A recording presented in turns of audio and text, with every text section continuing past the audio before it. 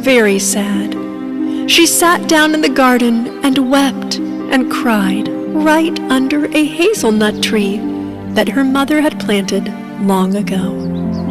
And just then, the hazelnut tree began to shake and to shine, and a beautiful fairy appeared in front of Cinderella.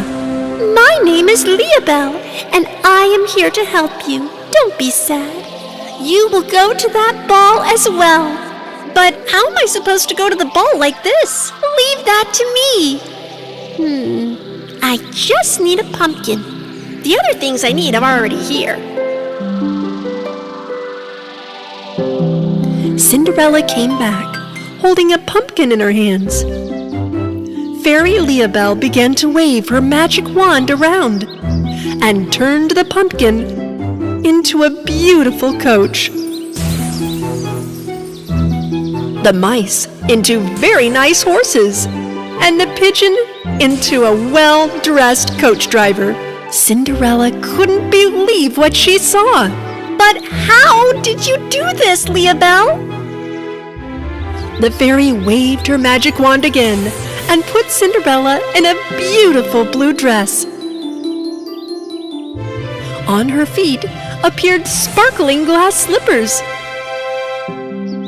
I look like a princess now. Thank you, Leobelle. Now it's time for you to go to the ball. Hurry up. The fairy warned Cinderella before she headed to the ball. But don't forget, you need to be back at midnight, or else the magic will be gone, and everything will be as it was before.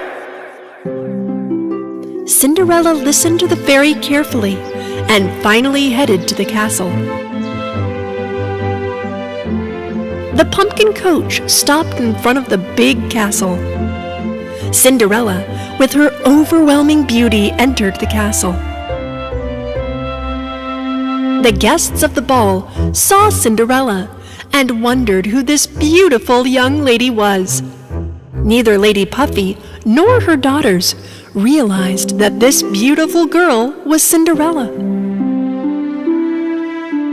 Prince Leo moved towards Cinderella and fell in love at first sight. Beautiful young lady, may I have this dance, please?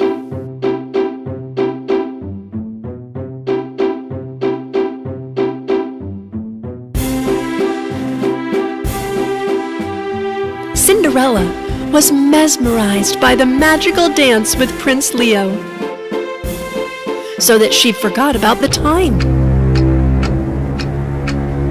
When the clock was just about to strike 12, she remembered the fairy's warning. You need to be back at midnight or else. Cinderella left the prince back and ran out of the castle quickly. Where are you going? I don't even know your name.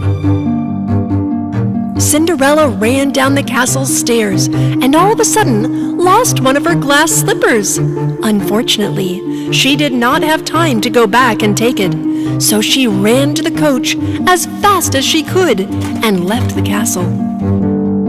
Find the beautiful owner of this lost slipper. If necessary, every girl in the country shall try on this shoe. As soon as the clock struck 12, everything turned back to what it was before. Cinderella went back to her room in the attic. She thought about the magical night she had had with Prince Leo and realized that she fell in love.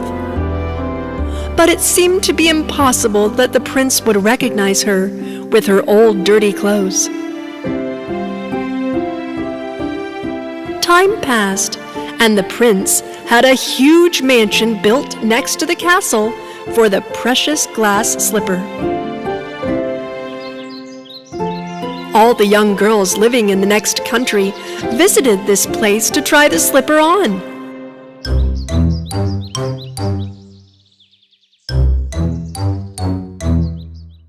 Even Lady Puffy and her daughters visited the famous mansion, but did not take Cinderella with them. you stay at home. It is impossible that the shoe belongs to you.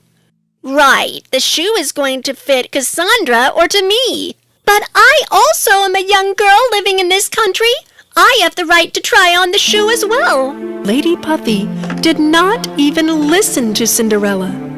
She locked her up in the house and left with her daughters. Of course, the glass slippers did neither fit to Cassandra's feet nor to Jezebel's.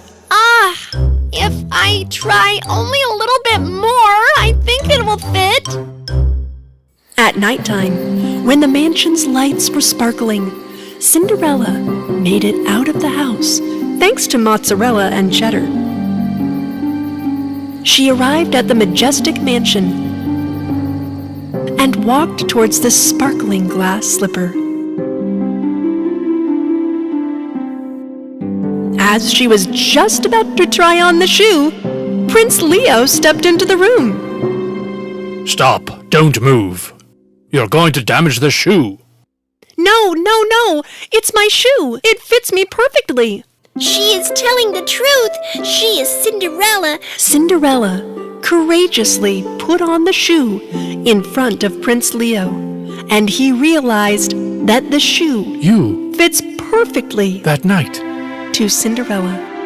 You are the beautiful girl I danced with on that night. May I know your name? My name is Cinderella, Your Highness. Will you marry me, Cinderella? Cinderella happily said yes to the prince, whom she fell in love with. They got married in the big castle and lived happily ever after.